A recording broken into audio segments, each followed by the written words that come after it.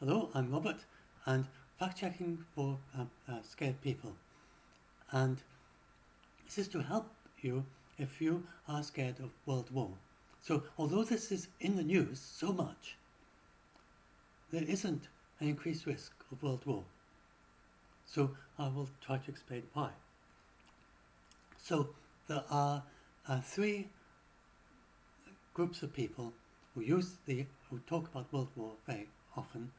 Four groups really. So, first of all, there's the NATO, and they keep saying we can't do this, we can't do that, we can't send troops to Ukraine, we can't send to a no-fly zone, we can't send the MiG-29 jets from Germany into Ukraine, and they give the reason for all these things. They say because we don't want to start, because that would be the start of a world war. So they are saying we won't do these things because we are not going to do something that could start a world war. So as we'll see, that's an exaggeration, but they are saying this because they do not want world war, and they're saying this is how to make sure we don't have a world war. Then we have the Ukrainians, and so Zelensky says, send me lots of weapons, send me the MiG-29 jets, help establish a no-fly zone over Ukraine, because this is the way to stop it expanding to a larger war. So Zelensky as well is saying do all this because this will stop it becoming a bigger war, which would eventually, he says, could become a world war. So he again is saying do this, so that we don't have a world war. Then we have Putin, and he says to NATO, don't invade Ukraine, don't supply weapons, don't use sanctions, don't do anything to impede our attempt to take over Ukraine, because if you do, we will start a world war. And so he is threatening and bluffing because he doesn't do these things. So then NATO does the sanctions, NATO sends the weapons, and NATO does all the things that Putin said would lead to a world war, and he doesn't do it. And so Putin is bluffing. And again, he doesn't want a world war. He is saying if Putin wanted to start a world war, he could just do it. He wouldn't need to say, do this and I'll start a world war. He'd just do it. But he doesn't, because he doesn't want it. And I'll explain in detail why Putin doesn't have a world war as an objective. He doesn't need an excuse if he wanted to start a world war, but he obviously doesn't. And then his generals would refuse as well, for the reasons I'm going to explain. So nobody here has an objective of starting a world war. And nobody here is going to do anything that in their view will lead to a risk of a world war. And then we have a fourth group, and there'll be a fifth group, will be the journalists. So the fourth group would be Poland, Latvia and Lithuania are the main, Poland, Denmark and Lithuania. They want to start open humanitarian corridors in Ukraine. Very limited objective, send troops in with the aim to facilitate sending humanitarian aid to the besieged cities like Mariupol. And the objective would just be that. They would not be there to push Russia back. They would just be there to get humanitarian aid to the civilians in these areas. And they could do something like, say, they haven't shared any details of how they would do it, but they could, for instance, say to Russia, look, you can come and check our convoys, you can come with us, you can check that all we have here is humanitarian aid to help the civilians. And then we're going to help them, and whatever weapons are needed just to keep the convoy safe. They could even send in, for instance, humanitarian aid by plane at a very high altitude and drop it from 10 kilometers or something, and say to Russians, come and inspect our plane, that's all it's got on board. So these three countries are of the view that if they do this, there's no significant risk of world war. So do bear in mind, and then if NATO are meeting and they're going to propose this to NATO, not that NATO would do this, but they would do this as an independent thing, but with this approval of NATO, that they're not going to stand in the way. So if NATO makes that decision and they say, okay, go ahead, so they're probably not going to, but suppose they do, then that'll be because NATO has assessed it and said isn't the risk of a world war if you do that. So nobody wants a world war. and the Putin bluffed about an increased alert level. In reality, he didn't increase the alert level, and that's what the experts say. Not in any way that would make it more likely to fire nukes, because he doesn't want to. So now I want to talk about how Putin so people say, so the two things people say in response to this. One, they will say, but nobody predicted that Putin would invade Ukraine, so Putin could start a world war. But actually, United States and NATO had very good intelligence that Putin was going to invade Ukraine. And nobody else believed it because it was such a stupid thing to do. And then it wasn't insane as in totally irrational. It was rational, but only if you had very stupid assumptions, if you're very mistaken about the situation in Ukraine. And people, NATO haven't revealed how they know so much about Putin's inner circle. They continue to know a lot about Putin's inner circle. But it could be through cyber. Obviously Russian cyber security is not as strong as it was made out to be. In this battle, and the commanders in the field are having to communicate in the plane because their cyber security isn't working. They're just using normal cell phones and walkie-talkies, and the Ukrainians are listening in without needing to even decrypt it. So Russia's cyber security isn't as strong as it's made out to be. They can't even protect the communications in the battlefield. And so it could be that the United States has managed to slip through Russian cyber security, and then even in the Kremlin, where presumably be much stronger than on the battlefield, but they might have got through. Or it might be that it's disaffected Russians, and that is a quite popular view now, that there are Russians who are close to Putin who knew what his plans were, and they thought it was they thought it was a very stupid plan. They wanted to stop it, so they told NATO. And they continue to tell NATO because they don't want Putin's plans to work. And so there could be that in his inner circle. So, but for whatever reason, what seems to have happened is that Putin had started to believe his own propaganda, and his commanders, the military commanders, also believed their own propaganda. They believed that Ukraine was in control of neo-Nazis, and they thought that they would be welcomed with flowers.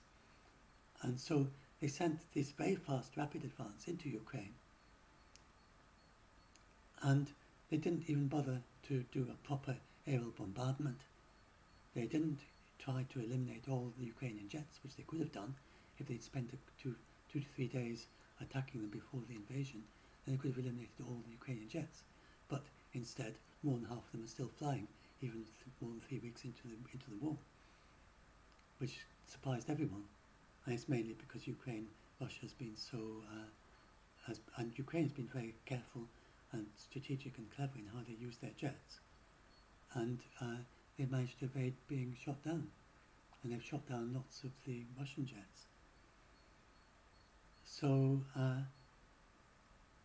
the reason why Russia made such appallingly bad decisions is that they weren't expecting any resistance from Ukraine because they believed their own propaganda. So Putin wasn't insane, his commanders weren't insane. He invaded Ukraine because he literally thought there wasn't going to be any opposition.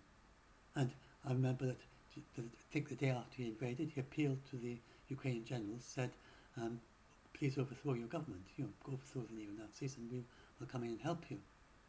So he literally believed that the Ukrainian generals would be opposed to their own government. He had so little understanding of, and it doesn't seem to be a bluff, it wasn't. There was no objective to that except actually believing that they might do that. So Putin seems to have been misinformed, believed his own propaganda. He's not insane. So then we had good intelligence about that. But when it comes to attacking NATO, no amount of propaganda could make him believe that he could win against NATO. if you were to attack NATO. So this, I need to explain a little bit more about Putin's state of mind. Has been pieced together by many expert observers. They're pretty clear as to how he's thinking and why he's doing all this as the war has progressed. So what it seems to be is, first of all, as Michael Gove put it, then he and his generals and some of his soldiers, they inhabit a moral sphere that's pretty much impossible for us to imagine. I can find the actual quote when I do the debunk. So, so with that background, so surely even Putin, when he was a young child, he wasn't like this, or maybe he seems unlikely. It's something that creeps on people gradually, got more and more ruthless during the previous wars in Chechen, in Aleppo, and it comes to a point where it just becomes normal to them, and these civilians, they're like ciphers, they don't really empathize with them anymore. They just, this is how we fight a war. And so Putin has lost the empathy for civilians on the other side of the wall, and even for, and also for Russians. So, but what Putin cares for about is Russianness. He doesn't seem to care so much about individual Russians, except if they're on his side and they have the same view of the Russian, and it's to do with the Russian Empire and things like Fabergé eggs. So one of their big projects was to gather Fabergé eggs into Russia, and he looks for Russian artifacts and he destroys things that aren't Russian in places like Crimea where he invades, and he collects anything that's Russian and brings it back to Moscow and to his museums. And so he cares about Russianness. It's not communism. It's really a kind of throwback to the Russian Empire before communism.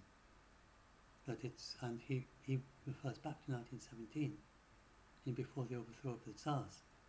So he sees himself like a kind of modern new Tsar in a way. And so that is the way that he thinks. And the Tsars used to have these battles where they'd sacrifice soldiers, and they just didn't care about the young Russian soldiers they sent into battle, and that's pretty much how he is too. So he's kind of a modern Tsar in a way, is what he's trying to achieve. And so he cares about Russia. He cares about Russian artifacts. He cares about Ukraine as formerly part of the USSR. He cares about Kiev and Odessa as important historical places in Ukraine. So it's important to understand this is where he's coming from. If Putin wanted, if his ambition was just to survive a nuclear war and live near and have a nuclear bunker, then he doesn't need to start the nuclear war. He just needs to go and buy a nuclear bunker and live near it, and then he'll be safe. And and anyone he cares, and say, look, we've got this safe nuclear bunker, and make it even an underground city or whatever, underground village of all the people he cares about, and say, look, we've got a safe place in the world, and then retire as president, and that would be the end of it. So the reason he's still president is not because he doesn't want to start a nuclear war. He cares about Russianness. So now the NATO forces, they are very dispersed. There are many different countries. It's not a federal system. Then it's not a unified command like the United States. The United States is part of NATO. They have a force of about 30,000 that 30 or 40,000 depending on the mission, which can be activated very quickly, and it has been put on high alert since the start of the war, indeed since before it. And if Russia was to try to invade, so the main place that Russia would want to, the main weakness in NATO, if Russia was to attack NATO, would be the Lithuanian Suwalki Gap.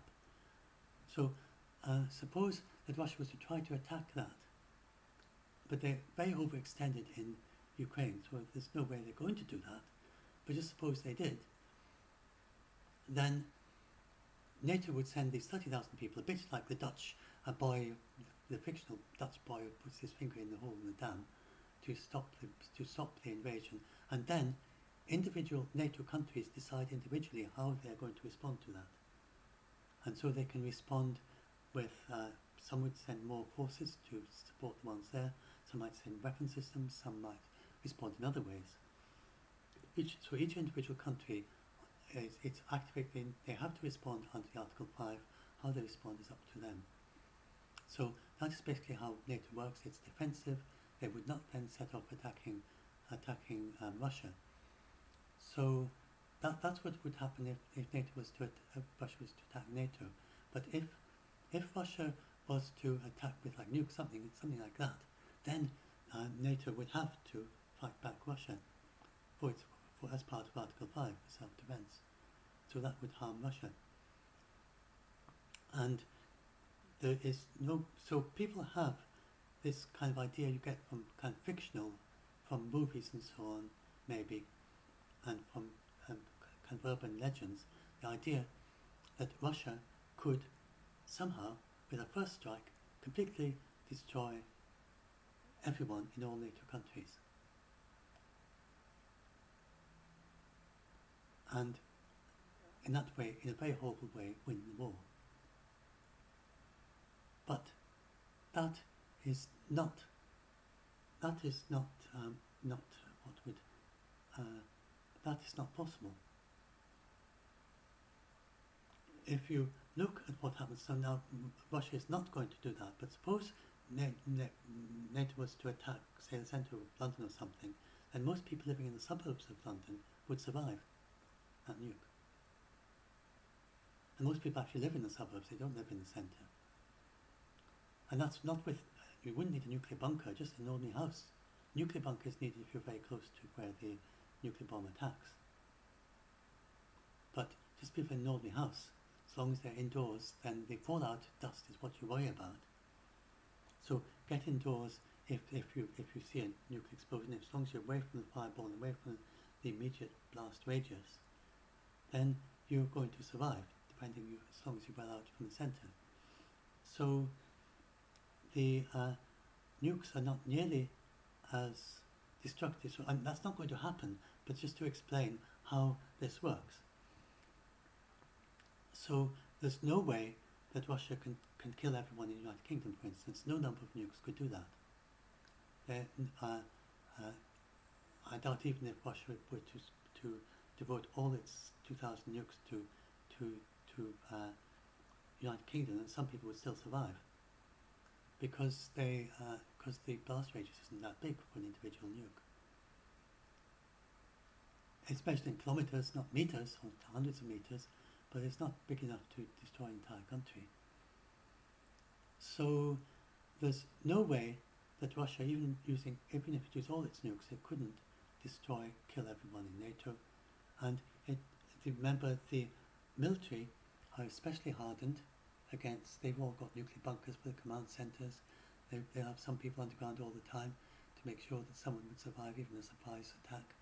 They, with modern doctrine, then they're much more dispersed, so that the conventional forces are not easily destroyed.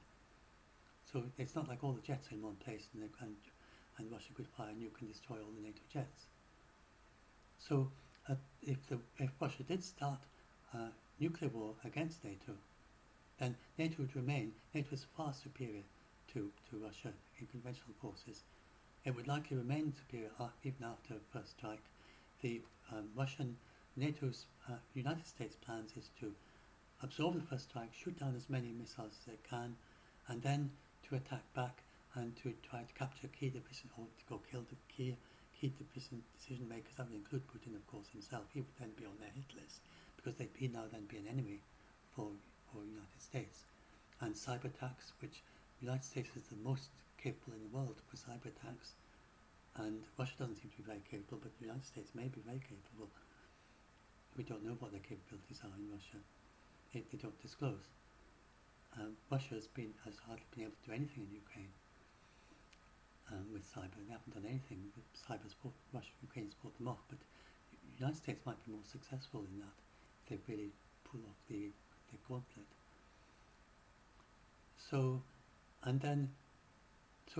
Putin's beloved Russia the his artifacts, the Russianness, the Putin, his regime, but it's not just his regime. He also cares about Russia as well. Then that would probably be the end of it, and then he'd be likely to be deposed by his own people too, in that situation, because he's such appallingly bad decision makers. They'd hardly be protecting him really. They'd probably be looking at how they can surrender, or whatever. Whatever it does, it would make things very much worse for Russia. And there's no way that Russia could take over NATO with a nuclear first strike. Absolutely no way. And so so Putin is not looking for a reason to use nukes. Strategic nukes I'm talking about here. Tactical nukes are different. I've talked about that in a different blog post. Tactical nukes would be a very small nuke, about twice the size of the Beirut bombing, and if you were to drop it at one end of an airport, then the other end of the airport you'd be able to survive. That's a tactical nuke. So that is something that could be used against Ukraine, because Ukraine doesn't have nuclear weapons. It would be, as one person, it would be suicidal for Putin, not in the sense that it would be the end of Russia, but in the sense that it would be the end of any support from China. It would be the end of, and it would be very impossible to hide it from the Russian people and so on. So it's exceedingly unlikely, but not impossible. It would be very stupid to use a tactical nuke against Ukraine. That's different from what I'm talking about here, which is a strategic nuke. So strategic nukes is a deterrent, and if you use a strategic nuke, then you have lost, because you only lose it. You use it to deter something. If that thing happens, you've lost. And so it actually never makes sense to use strategic nukes. It always makes your situation worse. You use it as your ideal situation, if you're perfectly logical, would be bluff in such a convincing way that the opponent is totally convinced that you're going to use nukes, but secretly not use them. That would be, in terms of actually, if you're logical about what's the best for your own country, that is the most logical thing to do. But there seems to be reasonable evidence that countries haven't done that, and they actually do have a strategic deterrent that they actually would use, and they don't have secret instructions to not use it, because that would be very difficult to hide. But that would be the most logical thing to do. If you like Vulcans, creatures of pure logic, then the fictional Vulcans in Star Trek, then you would just bluff as much as you could and convince the other people you're insane, and convince other people that you would use the deterrent, but you never would actually use it, because for a Vulcan, a creature of pure logic, it would never make sense. But for Russia, then their military doctrine is they would only use nukes as a deterrent, and it's to prevent this happening that if NATO was to use overwhelming conventional force to basically overthrow the Russian Federation, the security of the Russian Federation itself was at stake, then they would, or if they get incoming nukes, then, or other incoming weapons of mass destruction hitting Russia, then they would fire back. It wouldn't make things any better in that situation. It would make things even worse for them. But they would use the strategic nukes because that's what they promised to do. So they basically promised that if you do that, we will use strategic nukes. So don't do that. So that's basically how strategic nukes work. It never makes sense to use them. And so once you can see how they actually work, then you can see that nobody is going to try to find an excuse to use strategic nukes, because that they mean you've lost. It's like trying to find an excuse to lose the war. Putin doesn't need to do that. He can easily lose the war. Just withdraw all his forces. And then he's lost, without having to use nukes to lose it. And his generals won't want to use them for the same reason, because they don't want to lose the war. They don't want to lose the Russianness of Russia. So then that leaves the possibility that what if Putin really went mad? So Putin going really mad would be like Putin literally, he's no longer able to reason properly. And a couple of examples might be that he thinks that if he walks out, that it's safe to walk out of the window of a 10-story building. He might think he can fly. He might think that that there's actually a field outside the window that he can walk into that's at the same level as it. He might be completely deluded. He might be hallucinating. He might just not be able to think logically anymore. There'd be that sort of insanity that would be needed for this. Or another example would be that he's just not able to reason anymore, and he just doesn't does totally illogical non sequiturs. He's just not thinking clearly at all, like someone with Alzheimer's or something. He's completely forgotten even that he is what a window is, and he just walks out the window not knowing what it is. So with very extreme form of Alzheimer's or something. So if he just lost his grounds with reality. Or another thing like schizophrenia, he thinks that there's a huge big giant spider the size of London in London, and he tells his generals, you've got to nuke London because this big spider is going to jump into Moscow and destroy us. Something like that. And so if he was insane in that way, then his generals would just refuse the order. It's not impossible, but it would probably happen very gradually. And I think it was Khrushchev, was it? One of the Russian leaders who gradually got more and more erratic in his decision making, and he was eventually forced out with a palace coup.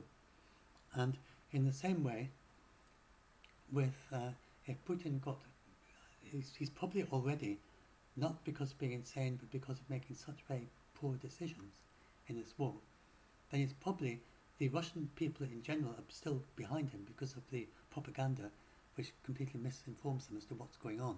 They think it's a limited war in eastern Donbass and that he's winning and he's managing to stop an invasion by Ukraine into Russia. So the general public in Russia are strongly behind Putin.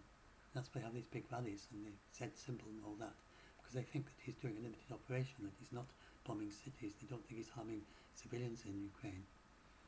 They think he's liberating Ukraine from neo-Nazis, or that he's just repelling an invasion in eastern Donbass. And but the people around him, or close to him, know that's not what's happening. They know how badly the war is going. So he's likely already losing support from them. But if he was to go mad like that, then the oligarchs, apparently he's already lost the oligarchs, he's already lost the technocrats. They're no longer really in support of him. And the only people who really support Putin anymore are the FSB, the ex-KGB people, the people who, the spies really. And they still support him. But and it turns out that he can control Russia just with them. But he's also fired some of his top spies, and others are in house and generals in house arrest. So he's having difficulties controlling even them. And so if he were to go insane, then they wouldn't follow his orders either. So he'd have lost all the support. And one person can't control the country all on their own. So his situation is probably quite precarious at the moment. But he's not going to. So people then say, so and then his situation in Ukraine is he's losing in Ukraine. He's not winning anyway. He's definitely not winning. He has not yet managed to capture Mariupol, which is only 200,000 or 300,000 people. He has not managed to capture it, even after 3 weeks of fighting. He hasn't managed to capture Kharkiv, which he attacked without warning on the very first day, the second biggest city in Ukraine, and that's has been holding back, even though it had a surprise attack with no warning, and yet 3 weeks later it's in Ukrainian hands. And there's some places have gone back and forth, sometimes Ukraine, sometimes Russian. The attempt to circle Kiev is basically stalled. Ukrainians have pushed back. Just heard today they pushed back against one of the attacking pincer movements about Kiev. It seems he just doesn't have the troops there to even encircle Kiev, the very first stage of a siege. And he's sieged Kharkiv for 3 weeks and he still hasn't taken it. And then people say, and Ukraine is starting to push back. And Russia, in its siege of Mariupol, they have lost many of their very best fighters. So there are two lots of soldiers in Ukraine, really, from Russia. The ones in the north are mainly conscripts, and some of them was just started in the army last summer on a 1-year contract, and then they have spent the winter overwintering in camps, which is not really what they expected, not what they signed up for, and then suddenly, after a very cold winter in difficult conditions, they're then told that they have to invade Ukraine. They are told to just drive over into Ukraine, not told what they're doing, not told why they're there. And then they discovered that they thought they were in eastern Donbass, they don't know where they were, and they discovered they're actually driving towards Kiev, and that their order is to start shelling Kiev. So no wonder that they've got quite low morale, because Russia, some of them will have relatives in Kiev, and some of them, because there's an awful lot of connection between the two countries, and there they are being ordered to start shelling Kiev. And because they've got very low morale, some of them surrendering, some of them very easily, some of them just walking away from their tanks, some of them defecting. So those are the soldiers in the north, and they're not very good fighters from Russia's point of view. And they're the ones that are stagnated north of Ukraine. Then he has the ones from the east, from Kharkiv, and that's somewhat more, that's a mix of the conscripts and better fighters, I think. And then he has the ones from Crimea and eastern Donbass, and they have been fighting against Ukraine for years. So they have a completely different mindset, and they're professional soldiers. And so they are his best fighters. But he's lost lots of them. He's lost some of his 4 generals, I think, or something. He's lost the deputy commander of the Black Sea in that fight in Mariupol, of the Black Sea Fleet. He's lost the head of one of his motorized regiments. He's lost lots of very experienced people and lots of experienced fighters. And having lost those big generals, big leaders, then he must have lost lots of the more experienced fighters as well. So the Mariupol siege has dented Russia hugely. And so Russia is not, Russia's capabilities, even if they were to win Mariupol today, and they're not likely to, they haven't made any progress in Mariupol for several days now.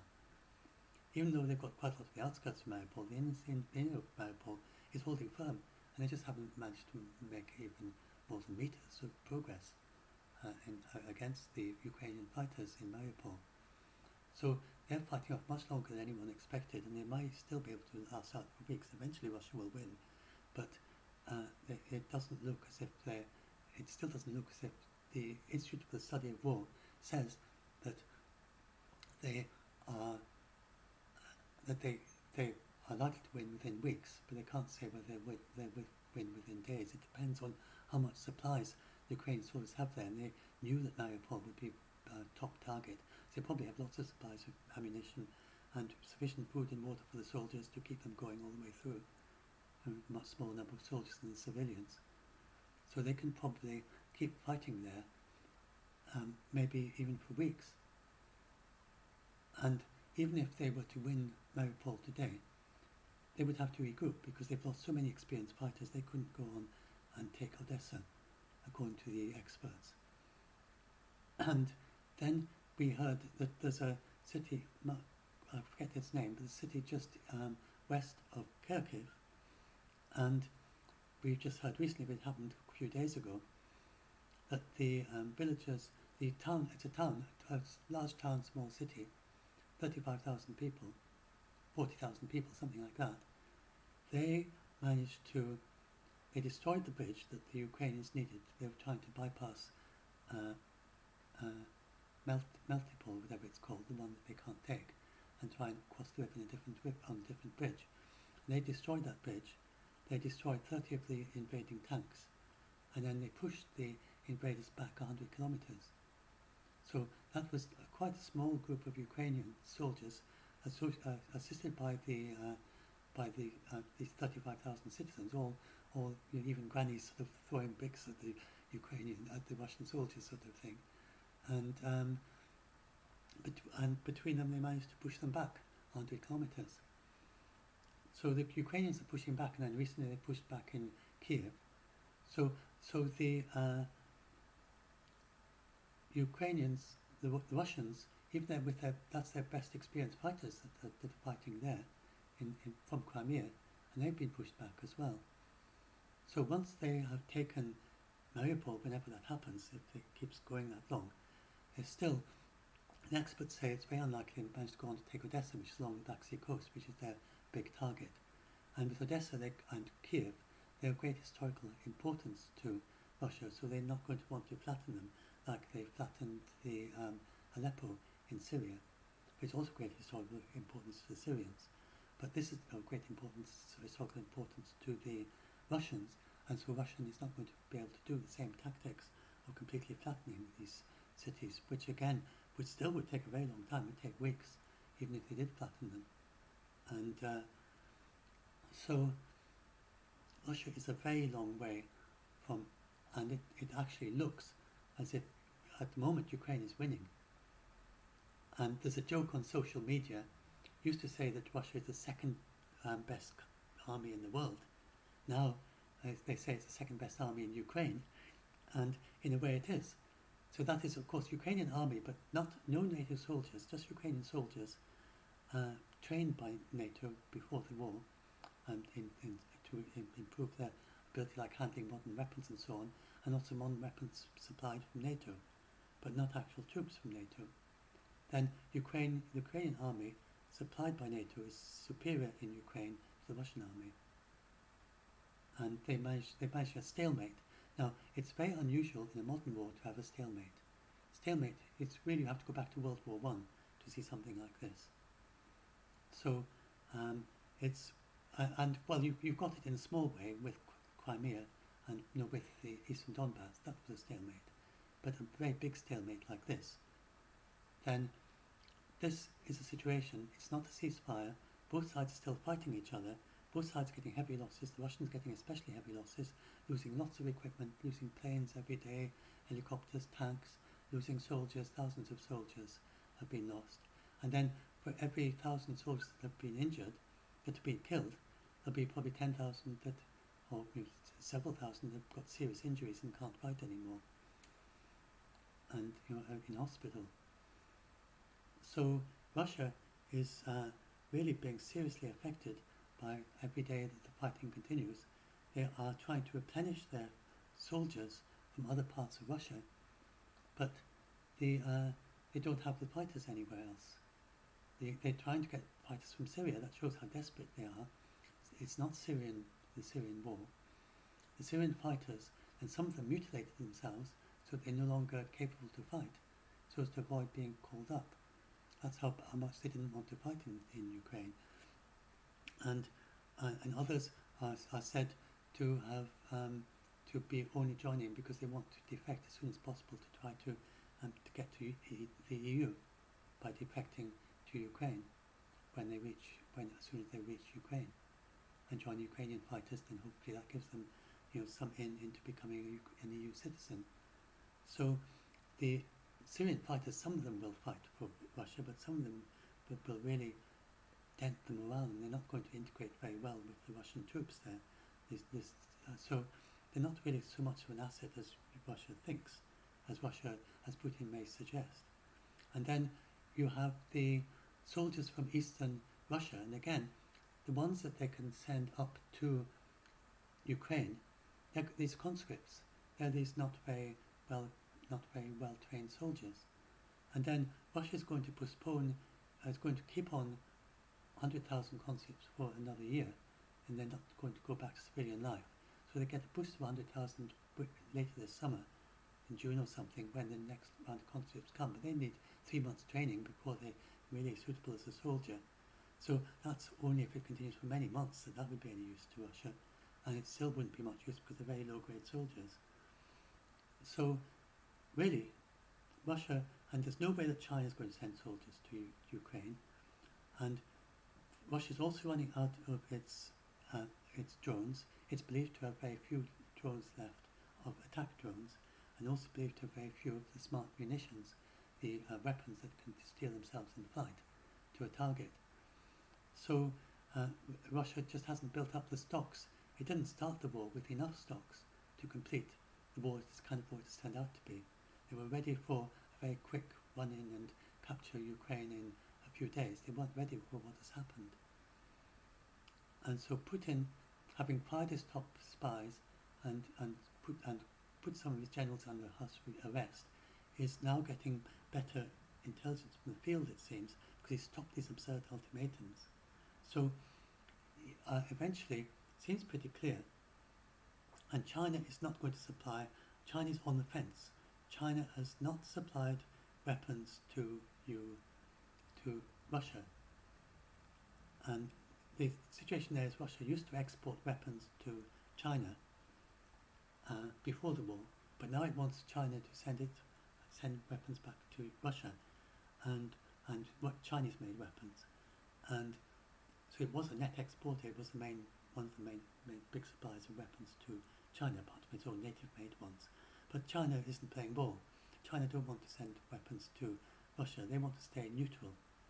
So, because they're not very keen to, if they were to join in with Russia, then they'd start getting sanctions of some sort from NATO. They don't want that. They're not very keen, really, on the idea of supporting separatists in Ukraine. Though the neo-Nazi agenda, they can maybe go more along with that. But they're basically staying, just by that fiction. But they are on. They're trying to play both sides and support both NATO and Russia. But then, at the moment, it seems as if China's made the decision not to send weapons to Russia. That was in the balance for a few days. It now seems pretty clear they're not going to do that. They may do a certain amount of helping stabilize the Russian economy. There's a certain amount of foreign reserves in yuans, the Chinese currency, and it's possible that they have will allow some flexibility there of using those. That's about the limit. They've got they're not really going to want to do anything very overt or anything that triggers sanctions against China. So Russia is not going to get much support from China. Meanwhile, Ukraine is getting more and more and increasing support from NATO. Russia's got less and less supplies as the war goes on, and running out of its supplies, and less support from other countries, and China is moving away from supporting Russia. So as the war continues, and it's already, Russia is the second best army in Ukraine, in the sense that it's not achieved any of its main objectives. It's only captured Kherson, the holy city. It's still trying to capture Mariupol. It may eventually succeed in capturing that, but it may take quite a long time still. And Ukraine is fighting back and is gaining territory. And in the last few days, it's really, the total territory has shifted more towards Ukrainian winning than Russia winning. So, in this situation, and bearing in mind that Putin is a rational actor, and he is not insane, and he's beginning to get correct intelligence from the field, the more he gets the correct intelligence, the more he's going to start saying, well, I've got to do something. So the Institute for the Study of War said, in this situation of a stalemate, the sensible thing to do for Russia, and given hasn't got limitless supplies of soldiers, hasn't got limitless supplies of weapons, the sensible thing would be to withdraw and regroup, and prepare for maybe another onslaught later on, once it's managed to deal with its supply issues. But Putin is doubling down on a bad hand here. So far, he's keeping the Russians' attack very deep in Ukraine, like these soldiers outside, not far from Kiev, but they're extremely vulnerable to the Ukrainians. They haven't got air support sufficient to stay there, and so they're losing soldiers all the time, and he can't supply them very easily, and he hasn't got many soldiers to send in to support them. So that's Russia's situation. It's a stalemate where Russia is losing soldiers all the time. Meanwhile, Ukraine is getting soldiers, it's getting thousands of soldiers coming to Ukraine. They are not NATO soldiers, they are mainly expat Ukrainians from other countries. The large numbers of Ukrainians in other countries that are coming back to Ukraine. And then there's some, like for instance, Polish citizens who they may take on Ukrainian citizenship, but they're not there as NATO. So Ukraine does have, and then it's got its 40 million civilians who are learning on the job how to fight the Ukrainians. And even though they are obviously very low-grade soldiers, they've got far more of them than the low-grade soldiers that Russia can get hold of. They haven't got 3 months training, they've only got a few days training, but there's vastly more of them. So Ukraine in manpower is it's improving all the time, but Russia is losing manpower. Ukraine can make up for its losses of manpower. Ukraine can, but Russia can't. And Ukraine is getting more and more military. The more the war continues, it's getting more and more advanced. It's recently got the Starstreak missiles to shoot down planes at a height of up to 7 kilometers. Jets fly 10 kilometers, so that's really quite high, 7 kilometers.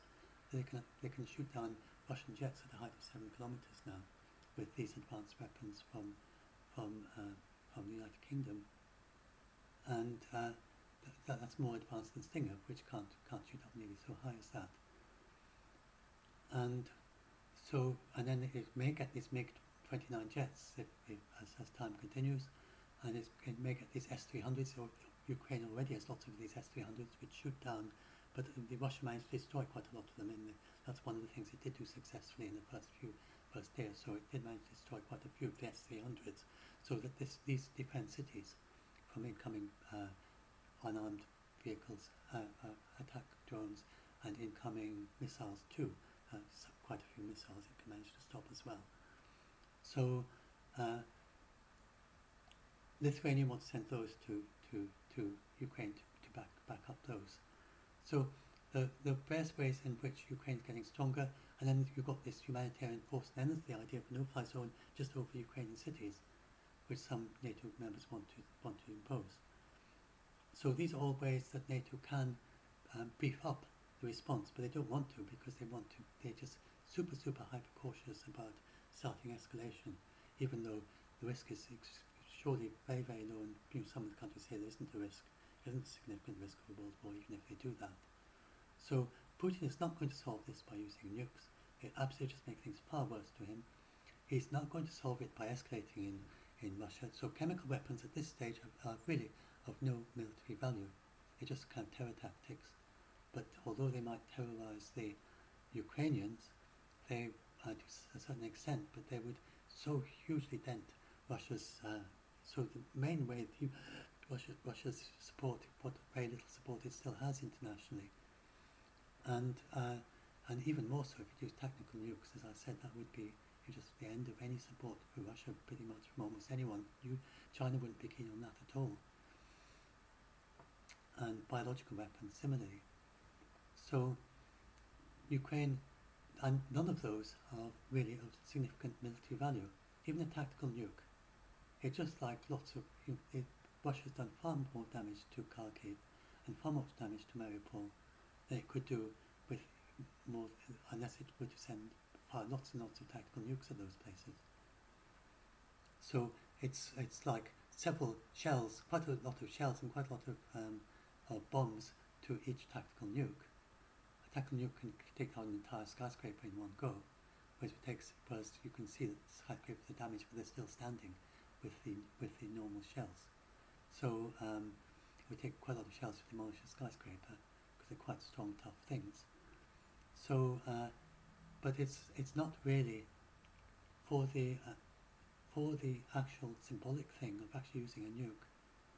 Then it would just be so denting of Russia's image, and even from its own people, it would be very hard to hide.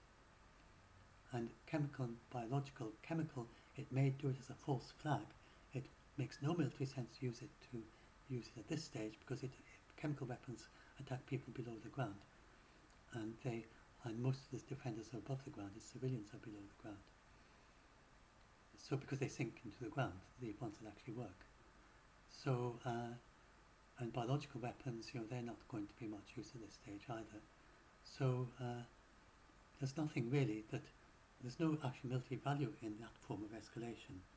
So Russia is much more likely to do just more conventional escalation if it does escalate. But there's a limit to what it can do, because it can't happen everywhere. And only at the very end, when the city is entirely reduced to rubble, and not even skyscrapers standing in ruins. At that point, then it could make sense to start using nukes, because the defenders are then all have to be underground, because that's all that's left in order to hide. And it's not likely to go that far. So there's really nothing Russia can do to kind of win this war in inverted commas, even to stop losing. So Putin must be, he's probably already looking for an off-ramp, and he's trying to get lots and lots of concessions from Ukraine. So probably the negotiations are genuine to a certain extent. So they're saying they could sign in days. Probably Russia is trying to edge into a better position to get more concessions from Ukraine. Maybe it has a hope, for instance, that Ukraine could concede that strip along the Black Sea, along the Azov Sea, between Crimea and the Donbass region, and maybe wants to hope that Ukraine could concede Mariupol or something if it captures Mariupol. Putin might be thinking along those lines. He's no longer thinking about that the requirements would be that he deposes the Zelensky government. That's no longer in the negotiations. So when you start looking at what they're saying in the negotiations, but the negotiations really are far more about that some protection of the Russian language in Ukraine, which is what the denazification seems to amount to. When he says denazification, he really means protect the Russian language in Ukraine. And that's about all he seems to really mean by that. And then when it comes to the actual negotiations and what they have to promise, and to not join NATO, but to have independent security from other countries, but not from NATO as a whole, and then to withdraw to beyond to the pre-war boundaries, and then possibly that Ukraine has to say that Crimea and Donbass are legally part of Russia, and then Zelensky is saying that he's going to put any decision that he makes, wants to first talk face to face with Putin, and then whatever he decides, he wants to put the Ukrainian people. So if the Ukrainian people as a whole decide that it's okay to cede Donbass, eastern Donbass and Crimea in order to end this war, then he would then go on like that. So that is a possibility. So that it seems to be the outline of what kind of negotiated end would be. And then remember, from Putin's point of view, because he can control the state media in Russia, whatever happens, he can spin it as a win. He can just lie to them about what was decided, or he can tell them that was what he was planning all along, and say that we've managed to gain Crimea and eastern Donbass, and that's what it was all about. So don't worry about Putin managing to spin it to the Russian people. He can always spin it as a win, no matter what happens. So some of the experts are saying, don't try to concede to Russia in order to try to make it so that he seems to win in Russia. He can do that anyway. You don't need to make it easy for him to do that. So that's the way the NATO Western people are thinking. And then it seems that in order to achieve something like that, then it may be that Ukraine has to start pushing back and Russia's got to see that it's losing. And that's starting to happen. And so, given that Russia is losing territory, starting to lose territory, this is the point at which Russia might say, well, we've got to quit and make our negotiations while we are ahead. But it's possible that Russia will hold out until it can manage to capture, say, Mariupol, because Mariupol is quite symbolic, and then in hope maybe of getting more concessions in order once it's won Mariupol, but that could be weeks. And all the time it's losing its forces, and it's possible that Ukraine even managed to win back. It can't win back Mariupol at the moment, but who knows if they do manage to keep pushing back. So Putin will probably be calculating now and saying, well, look, we're beginning to lose ground in Kiev. We're losing ground about Kherson. We are not managed to gain any ground in Mariupol. Is it possible that we're eventually going to manage to capture Mariupol? Or is this going to last on so long that there's no point in waiting for that to happen? So he will want to quit while he's ahead, probably, and while he's still advancing or not retreating yet in an ignominious defeat. So it's probably something like that way Putin is looking at it. And so it looks like, at the moment, that it's going to be a peace deal of some sort. And then people are saying, and probably some of Putin's inner circle are saying to him, well, we're going to have to settle for a peace deal at some point. Your ideas about gaining the strip from Crimea to Donbass, they're just not realistic. They're not going to settle for that. we could manage to capture Mariupol, but even once Mariupol is reduced to rubble, if it is, and even at that point there's almost nothing left of the city, and Russia is notionally in control of Mariupol, it would be like Kherson. Anyone who's left in Mariupol who's notionally controlled by Russia, unless they deport them all to Russia, then they are going to be, they're just not going to obey. There's going to be continued resistance, and there's always going to be Ukrainian fighters trying to get into sneaking behind the front lines and attacking back. So even if they do manage to capture Mariupol, it's not going to be a permanent capture. It's going to be, there's no way that Russia can actually keep these territories in a way that is not dangerous to their soldiers who are in charge of these territories. Even this strip from eastern Donbass through to Crimea, it's not going to be stably in Russian control because they've lost the support of even the ethnic Russians in the area. Nobody in there, only by using the policies of actually evacuating even the ethnic Russians from that region to Russia forcefully, and then immigrating with new Russians who don't know what's happened. That's about the only way that they could get a winning population there that would support that they could actually govern in that region in a stable way. So they've lost the hearts and minds of Mariupol and Kharkiv, and there's no way they can regain that. Ukraine is united. They've united Ukraine in a way that they never could have. Ukraine couldn't have become united like this without this Russian invasion, and Russia actually attacking ethnic Russians and destroying their supermarkets, destroying their universities, destroying their museums, destroying their schools, destroying their hospitals even. They've destroyed lots of hospitals, and there's no way that, and maternity ward in Mariupol, what ethnic Russians in Mariupol are going to be keen on Russia now it's destroyed their maternity ward and destroyed a theatre where over 1,000 were sheltering, and has kept up the shelling so they can't go and rescue these people who are in this underground shelter and just haven't got any support from anyone else outside it. There'd be very few ethnic Russians left in Mariupol who support this and who think this is a good idea.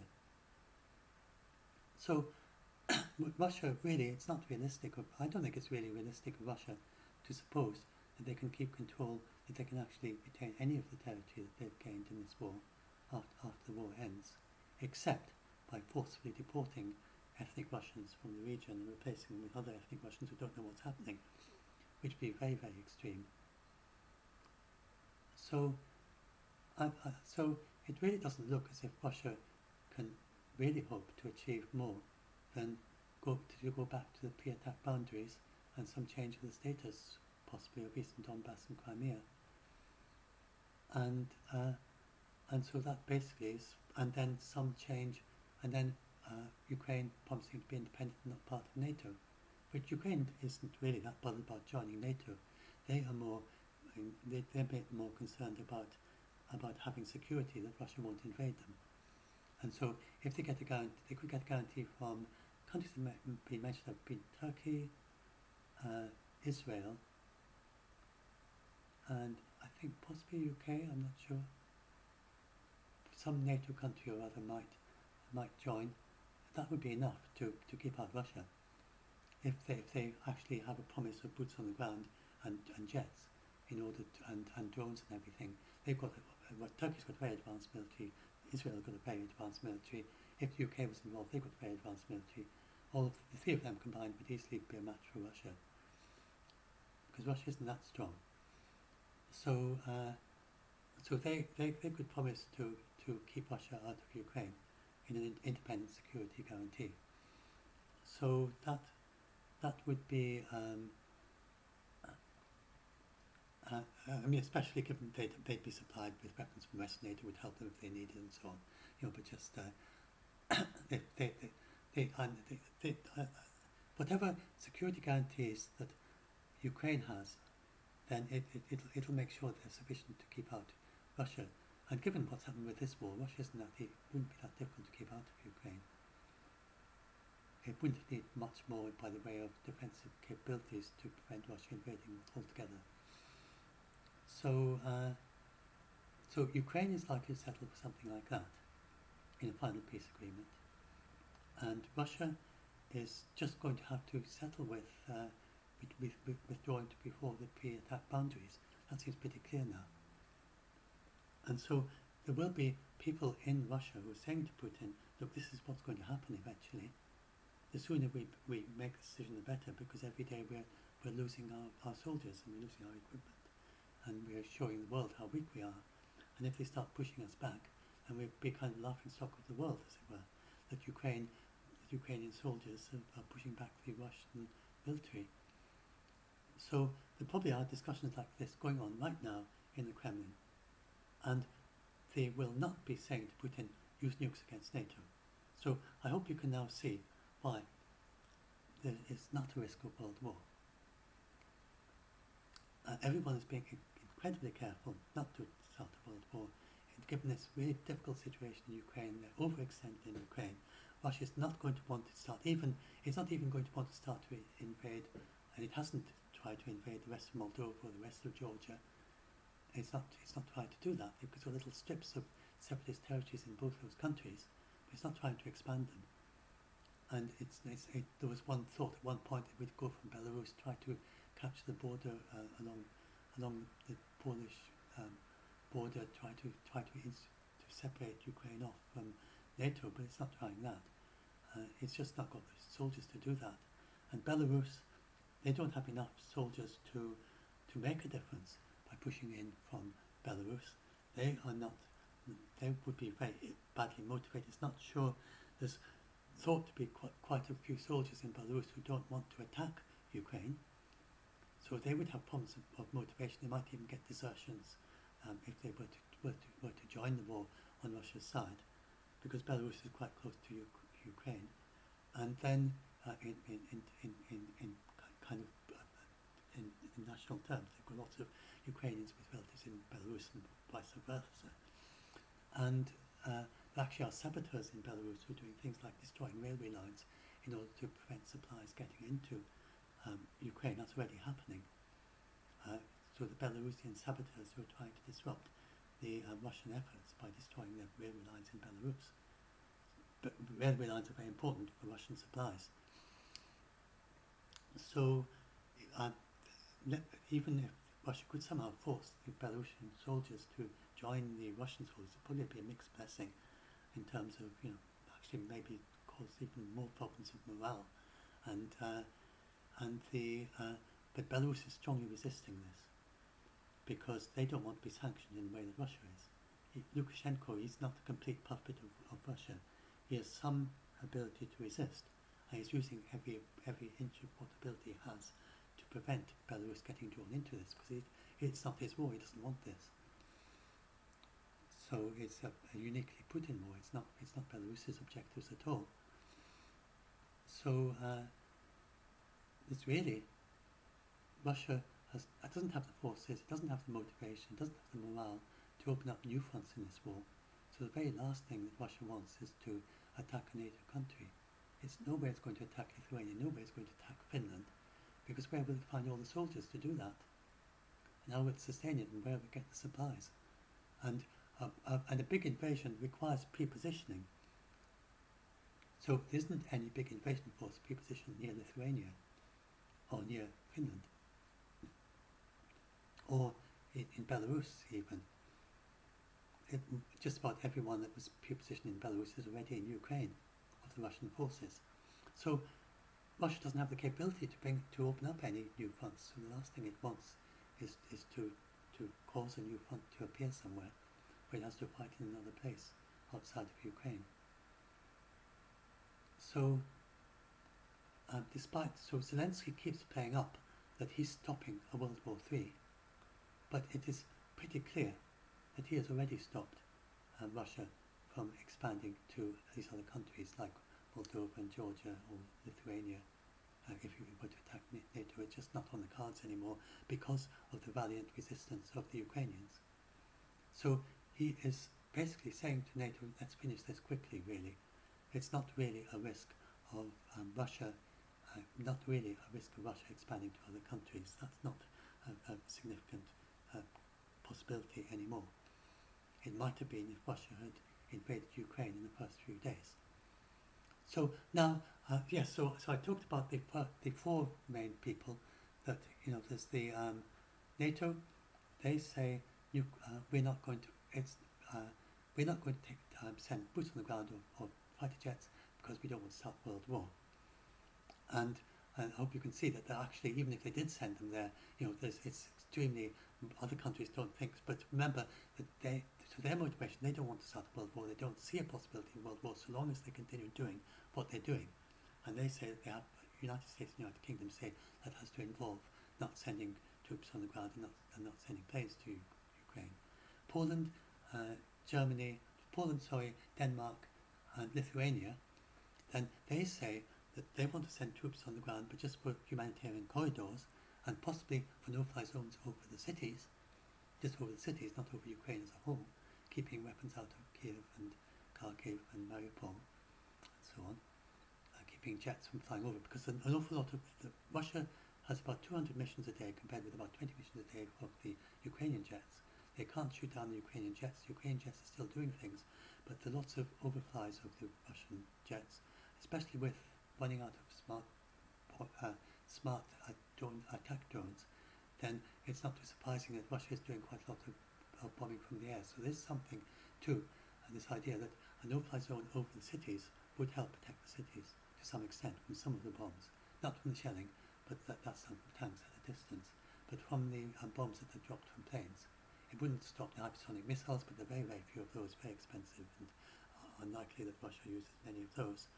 And it's wouldn't stop distant smart missiles, but those are very rare. It wouldn't stop the armed drones, the attack drones, but Russia's running out of those. So this idea of limited no-fly zones over the cities. So that it's not attacking Russia, it's just stopping anything coming over the cities. Something like that, a very limited objective. That's not likely to escalate to World War. It's hard to see how that could escalate to World War.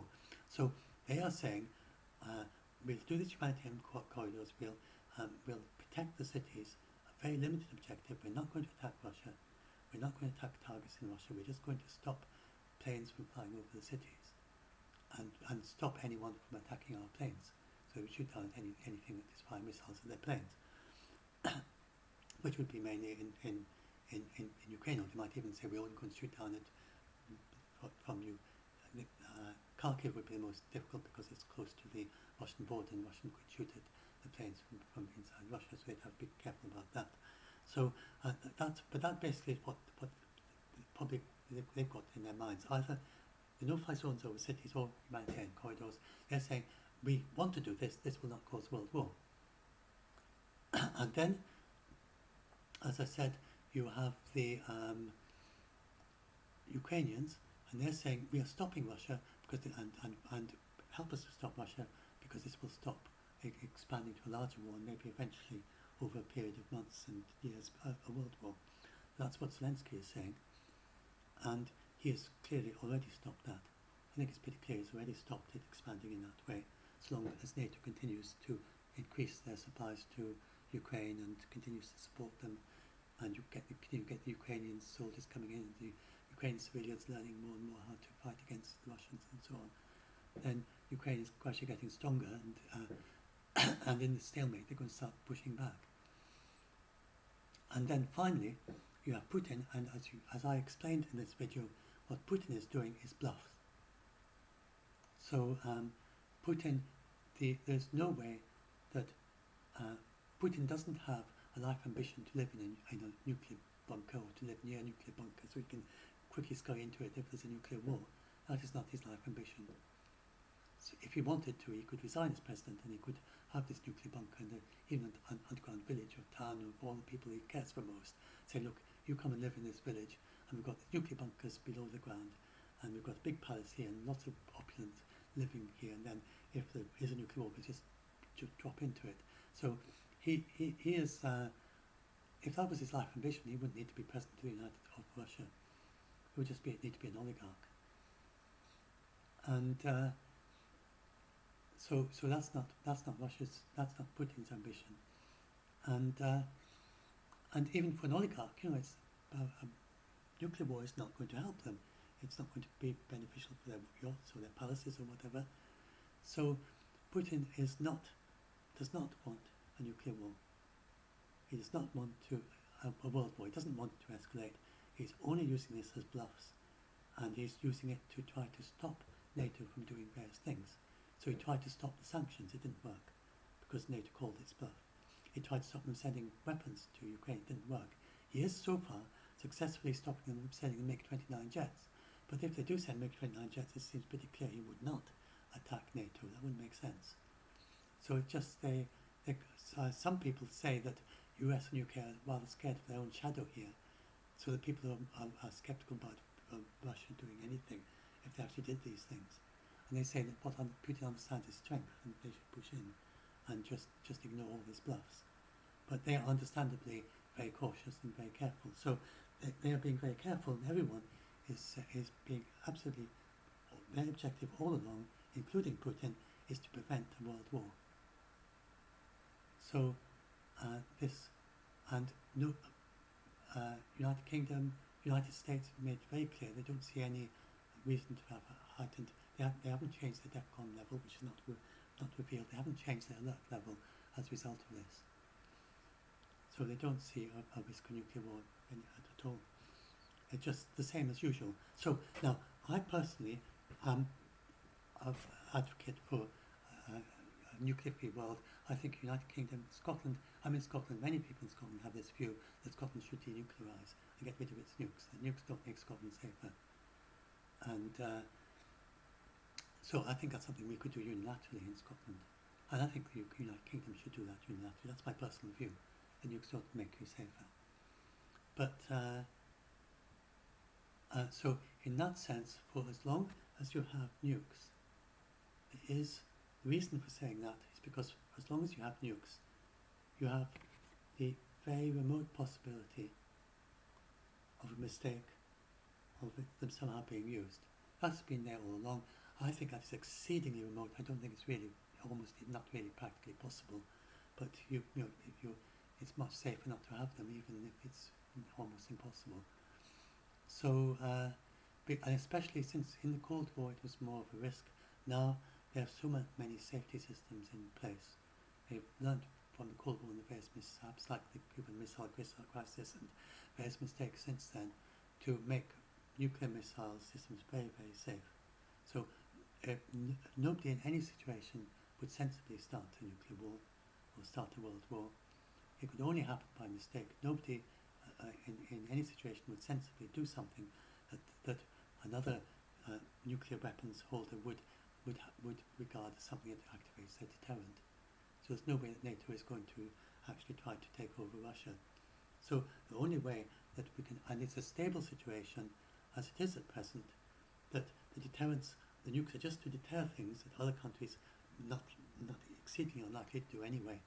China has its nukes pretty much as a token force, because China's the safest of all. It keeps its nukes separate from the missiles, from the missile launchers, and it would only unite them together after China's been attacked by nukes. And its policy is to make sure that its nukes are not easy to find, so they couldn't all be destroyed. They only have a few hundred. And then after an attack, they would then decide what to do after uniting their nukes with the missiles. China doesn't believe it will be attacked. And that's why it has that policy. It doesn't think that any other nation would be stupid enough to try to start nuclear war with its 1 billion people. And so, or conventional war, because China's a very strong conventional force. It's not quite on paper the same size as the equivalent of NATO, but in terms of people, it's numerically much larger, and there's nothing in NATO that's positioned close enough to China to be a real threat, in the sense that NATO could never really start an invasion of China. It's not practically possible. So China is very relaxed about all this. They only have a token nuclear force as a deterrent. And then, but the United States, it's not really practical that Russia would try to invade the United States, sail across the sea in a big armada and try to invade the United States. That's not really possible. But the United States has deliberate ambiguity about its nukes, and policy that various presidents have tried to change, but each nuclear review doesn't change it. But in reality, it seems very, that doesn't seem likely that there would be very extreme situations that in actuality the United States would respond with nukes to. And then Russia has been very clear it's the attack that means the end of the Russian Federation. So we're in a stable situation where none of the major powers are at all likely to do anything that would activate the nuclear deterrent of the other major powers. Even though Russia, the United States don't say what would activate it, but it would have to be something very extreme to activate and it's not some little event happening. So people have this idea, for instance, that in Ukraine, that if Russia was to kill one NATO soldier in Poland, say, that then NATO would respond with nuclear sure destruction and nukes at Russia. It's not like that. I hope you now understand that they would rush defensive forces to Poland. These 30,000 people, 40,000 people, it's purely defensive. They wouldn't attack Russia. They would except possibly attack whatever was attacking Poland. That's the limit of what they would do to try and to contain it in a very limited targeted strikes, something like that is about the maximum they would do in that situation. And then if Lithuania, Denmark and what was the other one? Lithuania, Denmark and Poland were to send troops into Ukraine, and then if Russia was to attack them in Ukraine, and that is not attacking NATO. That's attacking independent forces in Ukraine. So explain what that is like. So this is something else I forgot to say. Then the Article 5 is not activated by attack by individual country on another country. And a very clear example of this is the Falkland Wars. So the United Kingdom attacked Argentina when Argentina tried to take over the Falklands Islands. So that was a war between the United Kingdom and Argentina even sunk a United Kingdom ship. But this didn't activate Article 5 because it was happening in South America. They weren't attacking. If Argentina had attacked London or attacked the United Kingdom, it would then have activated Article 5. But Argentina attacking United Kingdom forces in the Falkland Isles and very fierce fighting in the Falkland Isles themselves and attacking their ships, that didn't activate Article 5. So in the same way, if Russia was to so it's more complicated because Russia is involved, but if Russia was to attack an independent force, not a NATO force, even if it was a NATO peacekeeping force in Ukraine, and that wouldn't activate Article 5 because they're not defending, that's not attacking a NATO country, it's just attacking NATO peacekeepers. So technically it shouldn't activate Article 5. In reality, the whole of NATO would respond in some way, and they would act together to protect the peacekeepers, but this wouldn't be due to Article 5. The Article 5 is only triggered if Russia attacks a NATO country. So that is why this peacekeeping force in Ukraine, then it isn't necessarily a NATO force. And even if it was these three independent countries, and then if Russia was to attack them and kill these soldiers, shoot down their planes and so on, because they are doing it as a mission in Ukraine and not as a mission to defend Poland, then that would not count, that would not activate Article 5. And Russia would probably in that situation be very careful not to attack the convoys of weapons within Poland, because that would activate Article 5. And they don't want to activate Article 5. They don't want the United Kingdom, the United States to join in, along with Poland, Denmark and Lithuania. They don't want everyone else to join in this peacekeeping, in this humanitarian corridor. So that's another important point. So that's something that NATO will be debating in their conference as to whether letting this going ahead. But of course, Poland, these three countries, they have to debate this with NATO, but they don't have to. They could just, like with the UK and the Volkswagen, just say, well, we're just going to go in and do it. Technically, they could do that, but they have to. They really, sort of morally, not on paper obliged, but they do really need to consult NATO because of the risk that Russia could attack the Poland convoys within Poland, which would then activate Article 5. So that's the reason way in which NATO gets involved. And so NATO will be talking together with these countries as to whether this is a thing that should go ahead, and whether there's a significant risk of Russia attacking Poland and what they would do in that situation. So that's why they're talking. And generally, NATO has presented a very unified response. So remember that the Article 5, even Article 5 doesn't say what countries have to do to respond. But if NATO, but NATO has talked together in a very unified way. They've decided these sanctions together. They've decided that they will permit certain, not that they really can stop it, but they will give their blessing, as it were, to individual countries like UK and Lithuania and Poland, giving weapon systems to Ukraine. They're not from NATO, but they are. NATO is saying that's okay, go ahead. So they decide that all together. So all 30 countries are deciding together and saying, yes, okay, we all 30 agree. It's okay for Lithuania to send Stingers and for United Kingdom to send the Starstreak missiles to Ukraine. So that's how it's happening at the moment. So they're not required to do that by the North Atlantic Treaty Organization. The organisation, not required to do that, but they are doing that. So it's not legally required, as they were, not required by the treaty, but they think it's good to have a very unified front. So that's what they are doing. So if Poland, if these three countries do send humanitarian missions into Ukraine, that will be with the approval of the whole of NATO, but not as a NATO force, not as a NATO peacekeeping force. So if that happens, then that means that NATO has decided, all 30 countries have decided, that for these three countries to do humanitarian corridors or no-fly zones or whatever they decide, that is not a serious risk of world war. So at no point is anyone going to do something that they think is going to trigger world war.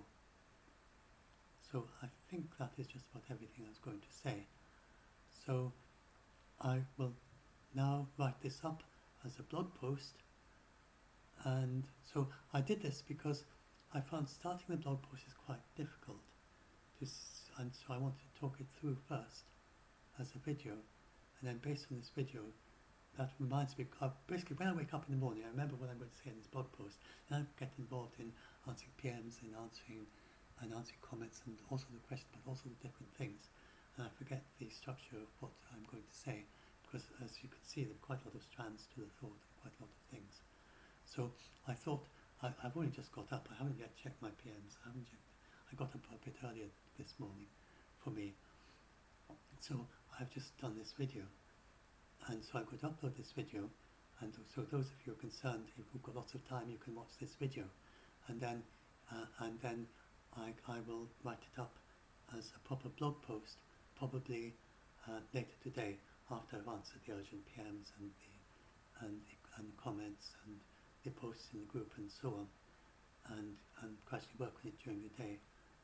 I'll probably upload this and embed it in a new post and then do another new post for the final blog post, something like that. As you can see, it's quite difficult because there's so many threads to it involved, and all these things I've said are things result of very long conversations with many different people, and these are the points that they ask me about and I've had to reassure them about. So I've said, they say this, then I have to respond with that, and they say this, and I have to respond with that. So they say this, and I respond with that. And so in this video, I've responded to all the things that come up in these long conversations. And so hopefully, and then when finally at the end of that, then these people I help are reassured. But it takes quite a lot of talk sometimes with some people. So I've said basically all the things that I've found I need to say when reassuring people by private message in this video. So hopefully that's going to work and it's going to help those of you who are scared. And then, so now I'm going to start writing this up, and meanwhile I'll upload this. So I'll upload this to my video channel, and hopefully, and then I'll do the blog post. Then I might do a shorter version, like I often do a shorter version after that, of some of the main points once I've written the blog post. That's my plan. Do like and subscribe if you want to see more of these videos, and do join our group if you are scared, or if you are able to debunk. We especially welcome people very knowledgeable about the situation in whatever ways, or people who are very good at empathising, helping scared people. People who are good at working with. A lot of our members are autistic, so if you have experience working with autistic people, sometimes things need to be explained to them in a particular way, and that is a little bit different from explaining to other people, but it tends to be very clear for both people. So if you explain in a way that autistic people can find easy to understand, it also tends to be a way that everyone finds easy to understand. So there's a particular kind of very direct way of stating things that seems to work very well, and that's basically how I write my blog posts. With all of them, I do have autistic people in mind as intended audience. The way I lay out the page, the short summaries of, I now have titles that say the answer to the title, so that if you go through you can get a very clear idea of what the blog post is about. They're not teaser titles, subtitles. They are titles that actually summarise the section that they're the title for. So that helps with autistic people, and it helps everyone. So anyway, and bullet points and numbered points and things like that. These help everyone, but they particularly help autistic people. So to be able to structures in a way that is particularly easy for them to relate to, with their kind of particular data-orientated way of thinking. So anyway, I'm going to I'll stop this, upload this, and so welcome you to our group, or as a debunker, or as someone scared, or both. And do be sure to read the group rules if you join our group, and follow the blog post as well. I'll put links to all these in the description.